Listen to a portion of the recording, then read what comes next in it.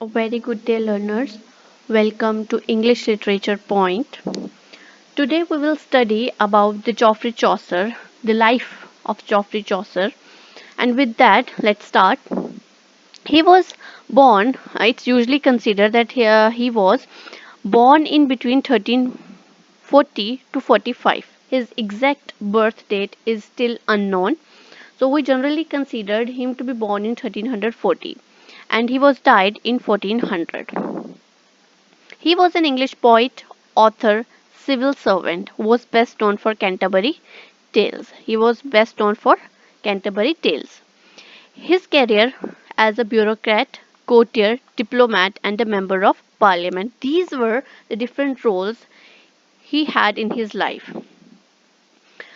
He was called as the father of English literature or alternatively the father of English poetry. Either you can say as a father of English literature or English poetry. It shows his importance. As he is called as the father, that shows the importance of Chaucer in English literature. Then, if we talk about the profession of his profession of the generations of Chaucer, they were actually vintners. They had the profession of they were the merchants. They were the merchants of wine. Vintners here means wine merchants, wine merchants, and they used to feed themselves through the business of wine. First poet, he was the first poet who was buried in Poets' Corner in Westminster Abbey. He was the first poet.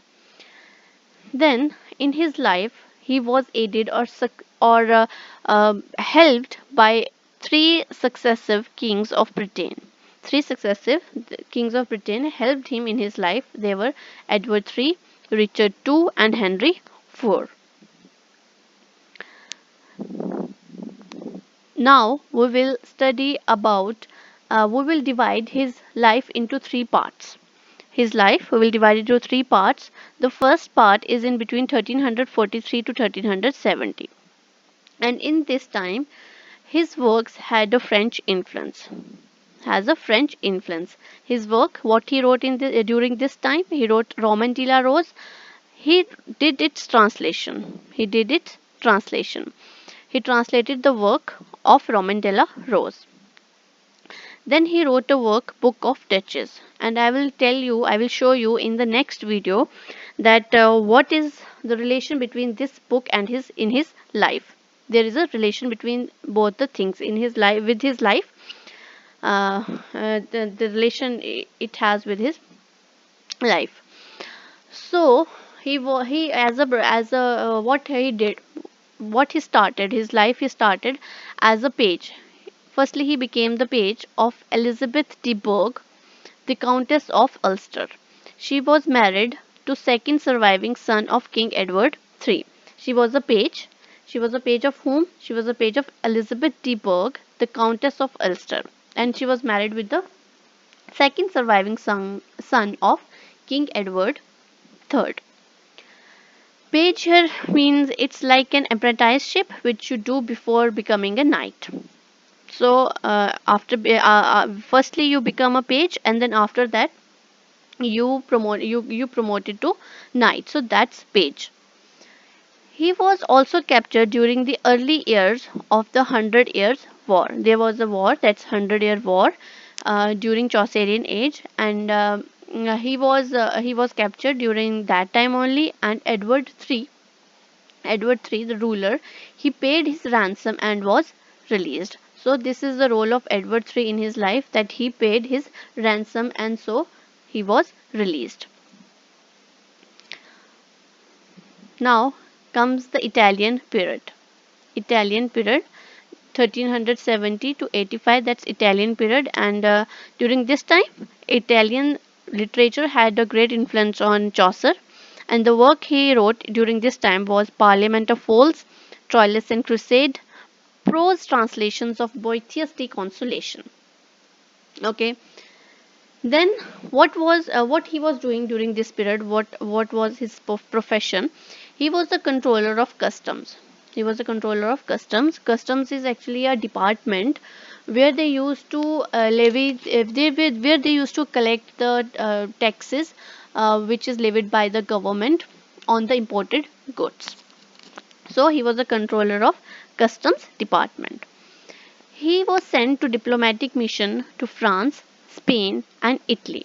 Diplomatic mission, that means he was representing his country, that is Britain, and he was representing Britain to France, Spain, and Italy, and he was sent for a diplomatic mission there. He married to Philippa Royd. This was his married life. He married to Philippa Royd, who was the sister of Catherine Swineford. Swineford, it's T. Swineford, who later became the third wife of John of Gaunt. John of Gaunt. With him, he got a good relation. This Philippa Wright, her sister is Catherine Swineford. She was married to John of Gaunt, and she was the third wife. So that is the through which he became the good friend of John of Gaunt. There is the workbook of Duchess, which I told you earlier, that in this work he wrote it for the on the death of the Blanche of Lancaster, who was the first wife of John of Gaunt. So he wrote Book of Duchess. It's a poetry book. It's a poetry on the death of Blanche of Lancaster, who was the first wife of John of Gaunt. And his marriage with Philippa Royd helped him to gain his position in English court. Then last phase of his life, that is 1385 to 1400. Here it's called English period because there was a huge influence of English literature in his work. The first is the legend of good woman. What? The legend of good woman. Then the Canterbury Tales. Here the legend of good woman. Here he is praising some legendary women of the history. Then there is Canterbury Tales, which I already talked in my previous lecture. What he was serving, what he was doing. He was the justice of peace and was a member of parliament. These were the two major roles he did during English period. Now we will talk about the language in which he wrote his work. He preferred English language over Latin or French. During his period, Chaucerian age, during 14th century, the writers used to write in Latin or in French language, and all his works were in English language. That is, East Midland dialect later became Middle English language. So works, all his works were in East Midland dialect, which later became Middle English language. He introduced Chaucerian stanza. Chaucerian stanza, which later became rhyme royal.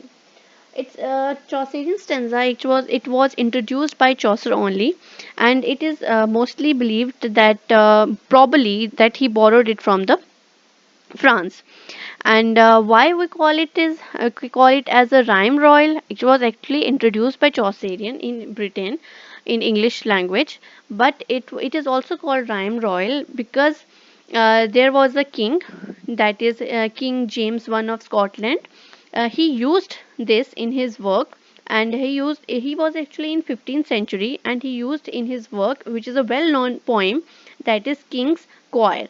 So King James I of Scotland, he used this Chaucerian stanza in his work, and that's why it is called as rhyme royal. Chaucerian stanza is called rhyme royal. Okay, so the last thing about, there is basic theme. Basic themes which are seen in his work, almost in his work. Firstly, there is the characteristics portrayal of man and the kinds of people that used to live around 14th century. How was he able to show it? Because he was a good observer of mankind. He was a good observer of mankind. That's why he was able to show the kind of people who were living around 14th century. Then He was a satirist. He was a satirist. In his work, he usually do satire. He was not a moralist. The purpose of his work or his poems were never for a moralistic purpose. That was usually satirical, and that were usually satirical in tone. What satire here means? What satire here means? It's an art of making something look ridiculous, and it's like raising a laughter in order to embarrass, humble, or discredit its target. So it's just like making fun, and it's not for a moralistic purpose. So that's satire. These were the basic themes, and these were the basic things that you should know about Geoffrey Chaucer. So that's the end of my lecture, and see you soon in the next video. Till the time, take care and bye bye.